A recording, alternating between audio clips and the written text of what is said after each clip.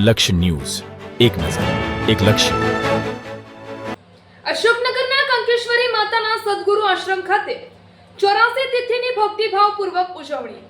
દેત્રોજ તાલુકાના અશોકનગર ગામે કંકેશ્વરી માતાના સદગુરુ આશ્રમ ખાતે શ્રાવણ માસના પવિત્ર દિવસ નિમિત્તે 84 તિથિ નિમિત્તે ધાર્મિક કાર્યક્રમ યોજાયો હતો. આ પ્રસંગે વિરમગામના કોન્ટ્રાક્ટર અને કંકેશ્વરી માતાના નજીકના સેવક દલવાડી ભરતભાઈ દ્વારા દર્શનાર્થીઓ માટે ભોજન પ્રસાદની વ્યવસ્થા કરવામાં આવી હતી. આશ્રમ ખાતે મોટી સંખ્યામાં શ્રદ્ધાળુઓએ ઉપસ્થિત રહી કંકેશ્વરી માતાના દર્શન કરી પ્રસાદનો લાભ લીધો હતો. આ આશ્રમની વિવિધ સેવાકીય પ્રવૃત્તિઓમાં ડોક્ટર દિલીપભાઈ રામપુરા, માળી પ્રહલાદભાઈ પટેલ, રમણભાઈ મુખી, નટુભાઈ ભટ્ટ, પરમાનંદભાઈ મુખી સહિતના સેવાભાવી આગેવાનો સતત ખતપૂર્વક સેવા આપી રહ્યા છે. ઐતિહાસિક અને ધાર્મિક મહત્વ ધરાવતું ગુરુધામ અશોકનગર ગામે આવેલું કંકેશ્વરી માતાનું સદગુરુ ધામ ચુવાણ પથક, વઢિયાર અને ખાખરિયા સહિતના વિસ્તારોમાં આસ્થાનું વિશાળ કેન્દ્ર માનવામાં આવે છે.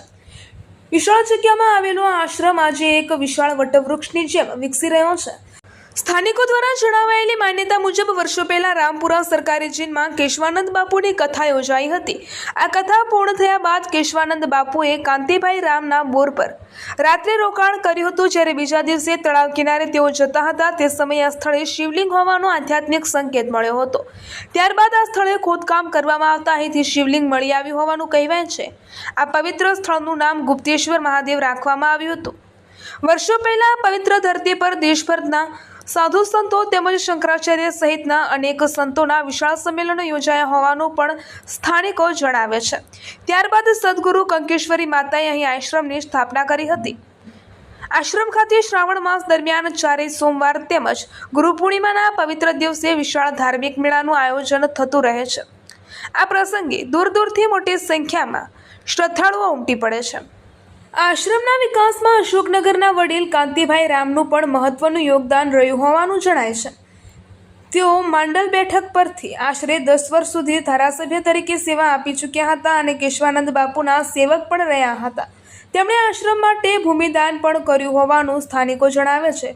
હાલમાં આશ્રમ પરિસરમાં ભોજનશાળા, ગૌશાળા, વિવિધ કુટીરો તેમજ દાદાનું મંદિર સહિત અનેક બાંધકામો વિકસી રહ્યા છે, જેને કારણે કંકેશ્વરી માતાનું સદગુરુ ધામ અશોકનગર સહિત સમગ્ર પંથકમાં ધાર્મિક અને સેવાકીય પ્રવૃત્તિઓનું વિશાળ કેન્દ્ર બની રહ્યું છે. રિપોર્ટર ભીખાભાઈ પટેલ. ગુપ્તેશ્વર મહાદેવ કી જય. ઓમ ત્રંબકમ યજામહે સુગંધિમ પુષ્ટિવર્ધનમ પૂર્વારુકમેવ વંદનામ મૃત્યુર્મુક્ષીયમામૃતા. સદગુરુ ધામ આશ્રમ અશોકનગર, ચુવાડ, વઢિયાર અને ખાખરિયા ટપ્પાની ત્રિભેટે આવેલું અને દેત્રોજ તાલુકાનું છેલ્લું છેવાડાનું ગામ એટલે અશોકનગર. એક સમયમાં અશોકનગરના ધારાસભ્ય સ્વર્ગસ્થ કાંતિભાઈ રામના નામથી પ્રખ્યાત એવા 10 વર્ષ સુધી તેમને ધારાસભ્ય તરીકે પણ માંડલ મત વિસ્તારમાં સેવાઓ આપેલી. પરમ પૂજ્યમાં કંકેશ્વરી દેવીજીના ગુરુજી શ્રી કેશવાનંદ બાપુ આજથી વર્ષો પહેલાં પૂજ્ય માની કથા અશોકનગર અને રામપુરા સહકારી જીનમાં હતી. તે વખતે ગુરુદેવ પધારેલા અને ગુરુદેવ અહીંયા કાંતિભાઈ રામના બોર ઉપર રાત્રે રોકાણ કરેલું. સવારમાં તે ફરતા ફરતા નીકળ્યા અને તળાવના કિનારે જોયું તો એમને એમના શિષ્યા એટલે કે પરમ પૂજ્યમાં કંકેશ્વરી દેવીજીને આદેશ આપ્યો કે અહીંયા શિવલિંગ છે, તમે ખોદકામ કરો. 6-7 મહિના ઘણો સમય સુધી ખોદકામ ચાલ્યું અને અંદર જમીનમાંથી શિવલિંગ પ્રગટ થયું અને એટલે ગુપ્ત જગ્યાએથી મળેલ હોવાથી તેનું નામ ગુપ્તેશ્વર મહાદેવ રાખવામાં આવ્યું. કાંતિભાઈ રામે અહીંયા ભૂમિનું દાન કર્યું.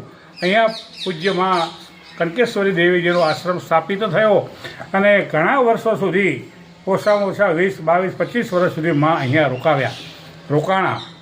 અહીંયા વિવિધ પ્રકારની ધાર્મિક પ્રવૃત્તિઓ, સામાજિક કામો, સમૂહ લગ્નો, હોમ હવન ઇત્યાદિ તમામ પ્રકારની પ્રવૃત્તિઓ અહીંયા થતી. સદગુરુ ધામની અંદર આ વિસ્તારની અંદર અત્યારે હાલ તો અમારે ખોટ પડી ગઈ છે પૂજ્યમાની, પણ એમને એમના ગુરુજીની જગ્યાની અંદર બીજો મોરબી બેલા ભરતપુર ખાતે એક બીજો આશ્રમ બનાવ્યો અને અહીંથી તે ત્યાં શિફ્ટ થયા છે. અહીંયા ગુપ્તેશ્વર મહાદેવ પ્રગટ થયા બાદ 2000ની સાલ પછી પરમ પૂજ્ય જગતગુરુ શંકરાચાર્ય અને ભારતભરના સંત સમાજના સંતોની ઉપસ્થિતિમાં અહીંયા પ્રાણ પ્રતિષ્ઠા મહોત્સવ યોજાયો અને અવારનવાર ધાર્મિક, સામાજિક સંત સંમેલનો, ભાગવત કથાકારોના મિલનો ભાગવત કથાઓ તેમાં વિવિધ પ્રકારના ઘણા કામો અહીંયા ચાલુ છે અને થઈ રહે છે. અત્યારે હાલ પણ પવિત્ર શ્રાવણ માસની અંદર દરરોજ બિલીપત્ર ચડે છે. ગુપ્તેશ્વર મહાદેવની ભૂદેવો દ્વારા પૂજા થાય છે અને દર સોમવારે અને જરૂર પડે તો ગુરુવારે અને અમાસના દિવસે પણ બ્રહ્મચૌર્યાસીનું સુંદર મજાનું આયોજન છે અને અહીંયા ભક્તો દર્શનાર્થે આવે છે અને ભોજન પ્રસાદનો લાભ લઈ અને ધન્યતા અનુભવે છે. બોલો ગુપ્તેશ્વર. હાલ આપણો પરિચય હું પોતે રામપુરા ભંકોડાનો રહેવાસી છું અને હું પણ સંદેશની અંદર ગુજરાત સમાચારની અંદર પત્રકાર તરીકે 1972થી માંડી 75થી માંડી અને છેક 2012 સુધી સેવાઓ આપી અને આ વિસ્તારની અંદર પત્રકારત્વને એક જાગૃત કરવાનું કામ પણ મેં કરેલું છે. પૂજ્ય માના સેવક તરીકે આ વિસ્તારની અંદર ધાર્મિક પ્રવૃત્તિઓની અંદર એમની સાથે રહી અને ગુરુના ચરણોમાં વંદન કરી આ વિકાસના કાર્યોમાં હર હંમેશ જાગૃતિ દાખવીએ છીએ. બોલો ગુપ્તેશ્વર મહાદેવ કી જય.